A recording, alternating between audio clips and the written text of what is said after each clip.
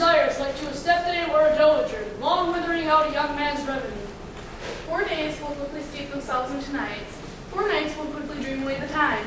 And then the moon, like to a silver bow, now bent from heaven, shall bemold the night of her solemnities. Go, Mrs. Graves. Create a list of prepared local merriments. Awake the pert and nimble spirit of mirth. Turn melancholy forth to funerals. The pale companion is not for our pomp. Louise, I woo thee with good business sense, and one thy love doing thee services. However, I will wed thee in another key, with pomp, with triumph, and with revelry. Good Ben Jerome, our town's timber boss. Greetings, Colonel Block. What is the news with thee? Full of vexation, mine, with complaint against my child, my daughter Maria. Stand forth, Marcellius. My noble friend, this man hath my consent to marry her. Stand forth, Christopher. Mr. Jerome, this man hath bewitched the bosom of my child. Thou, Christopher, thou hast given her rhymes and interchanged love tokens with her. Thou hast by moonlight at her window sung with fading voice, which is a fading love, and stolen the impression of her fantasy. With cunning hast thou gained my daughter's heart, and turned her obedience, which is due to me, to stubborn harshness. And, Mr. Jerome, be it so that she shall not here before yourself consent to marry with Marcellius, I beg the ancient privilege of parents, as a widow I may dispose of her, which shall be either to this gentleman or to the convent, according to my rights. What say you, Maria? Consider, fair maid, to you, your mother as a goddess, one who composed your beauties, and to whom you were but as a form in wax, by her unprinted. Clear her power, so leave the figure or disfigure it. Marcellius is a worthy gentleman. So is Christopher. In himself he is, but in this kind one is your mother's wife, the other shall tell the word. I would my mother looked, but with my eyes. Rather in your eyes, her judgment look. I surely entreat you to pardon me. I know not by what power I made bold, nor how to consider my modesty in such a pleasantry to please my thoughts. I beseech you, good boss, that I may know the worst that may befall me in this case if I refuse to let Marcellius. You will wed Marcellius, or you'll abjure forever the society of men. Therefore, fair Maria, question your desires, examine your youth, know well of your blood, and whether or not you yield to your mother's choice, you can endure the livery of the mountain. So will I grow, so live, so die, good boss. Ere I'll yield my virgin patent up to Marcellius, whose unwished yoke my soul consents not to their sovereignty. Take time to pause, and by the next new moon, on the sealing day, betwixt my love and me, for everlasting bond of fellowship. Upon that day, either prepare to wed Marcellius as your mother wishes, or upon a blessed altar so devout for austerity and single life. Relent, sweet Maria. Christopher, yield thy grace and title to my certain right. You have her mother's love, Marcellius. Let me have Maria's. Do you marry her? Scornful Christopher, true, he hath my love, and what is mine, my love shall render him. And she is mine, and all my right, for I do transfer on to Marcellius. I am the dam as well derived as he as well possessed. My love is more than his. My fortune is well fairly great, if not with advantage as Marcellius, as which all these goals can be. Why should I not then prosecute my right? Marcellius, I vouch this to his head. He has made love with Joseph's daughter, Helena, and she, sweet lady, dotes in idolatry over this fickle and inconstant man. I must confess that I have heard so much. When Marcellius thought to spoke thereof, being overfull of self-affairs, my mind did lose it. But Marcellius come, and come, Madam Blanc. I have some private advice for you both. As for you, Maria, look you on yourself to fit your fancies to your mother's will. With duty and desire we follow you. How now, love? Why does thy cheek grow so pale? How chance the rose fade so fast? Be like for want of rain, for I could well bring them forth the tempest of mine eyes. Never could I read by any tale of history the course of true love never ran smooth. But either it was different in blood, Oh, cross, too high to be subdued to low. or else mismatched in years, Oh, spite, too old to be engaged too young.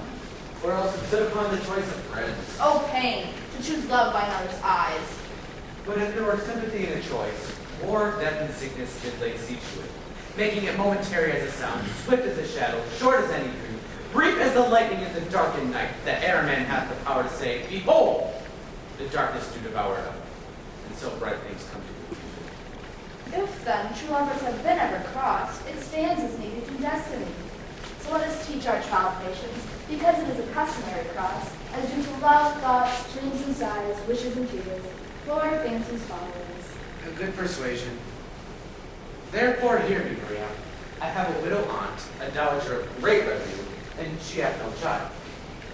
From here, her house is removed by 40 miles, and she respects me as her only son.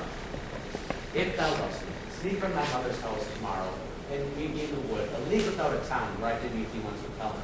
There I will stay with thee. My good Christopher, I swear to thee by Cupid's strongest bow, by his best arrow with the golden head, by the simplicity of Venus' doves, by all that which knitted souls and prospers loves, by all vows that ever men have broke, and number more than ever women spoke. In the same place thou hast appointed me, there truly do I meet with thee. Keep promise, love. Here comes Helen. Godspeed, fair Helena, whither away? How did you meet there? That fair again unsay. Marsilius loves your fair. Oh, happy fair, your eyes are both stars. Your tongue sweet air more beautiful than mark the shepherd's ear. Your wings green with hawthorn buds appear. Sickness is catching. Oh, were favor so, your words I catch, fair Maria, ere I go. My ear should catch your voice, my eye your eye.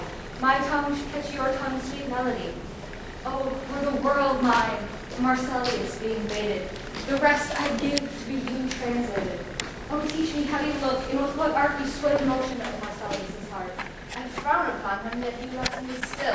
Oh, but your frown to teach my smiles such skill. I give him curses, yet he gives me love. Oh, but my prayers with such affection move. The more I hate, the more he follows The me. more I love, the more he hateth me. His folly, Helena, is none of mine. None but your beauty, was that fault were mine.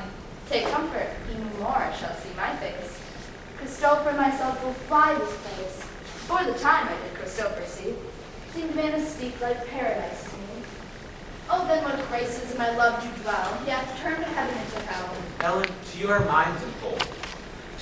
Tomorrow night, when Phoebe doth behold her silver visage in the watery glass, decking the bladed grass, a time when lovers doth still conceal, there without the main road we devise to steal.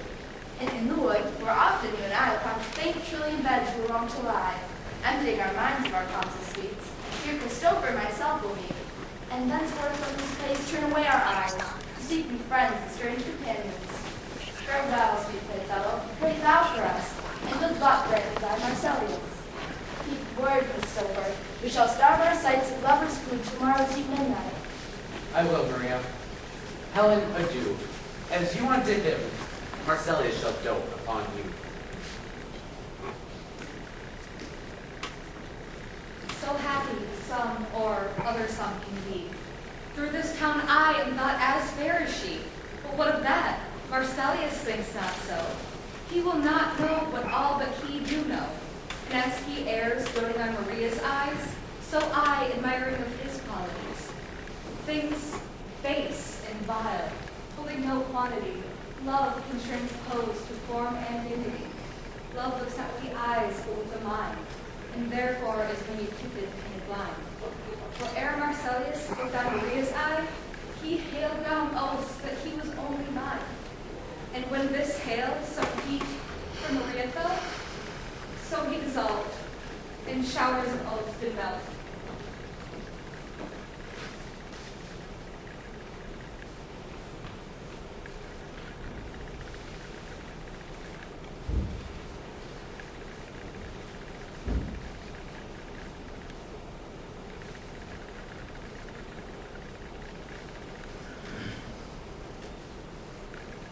I will go tell him of fair Maria's flight. Then to the wood will he tomorrow night pursue her. And for his intelligence, if I have thanks, it is a dear expense, but herein may I to enrich my pain, have his sight to